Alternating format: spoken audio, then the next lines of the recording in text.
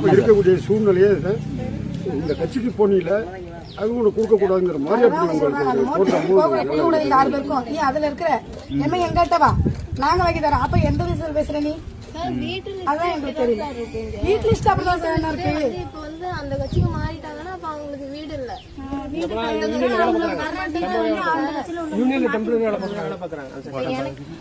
இப்ப என் பேரு அந்த நியூ லிஸ்ட்ல வந்து என் பேரு இருந்தாலும் இப்ப வந்து கிளர்க்கா பார்த்து அவங்க செலக்ட் பண்ணி கொடுத்து அவங்க ஒரு தீர்மானம் கொடுத்தா தானே சார் அது வந்து அதுல வந்து அவங்க எடுத்து கொடுப்பாங்க. இவங்க கிளர்க்கு கொடுக்குற லிஸ்ட்ல தானே சார் வந்து யூனியன்லயே வந்து எடுப்பாங்க. அப்ப இவங்களே வந்து அந்த கட்சியில யாரு மெயினா தெரியுறாங்களோ அந்த கட்சியில உள்ளவங்களை மட்டும் தானே சார் அவங்க செலக்ட் பண்றாங்க. அப்போ வீடுங்கிறது பொதுவா உள்ளது தானே. அப்ப எல்லாருக்கும் நம்ம கட்சியாரங்க எல்லாமே இந்த பேரும் எடுக்கிறது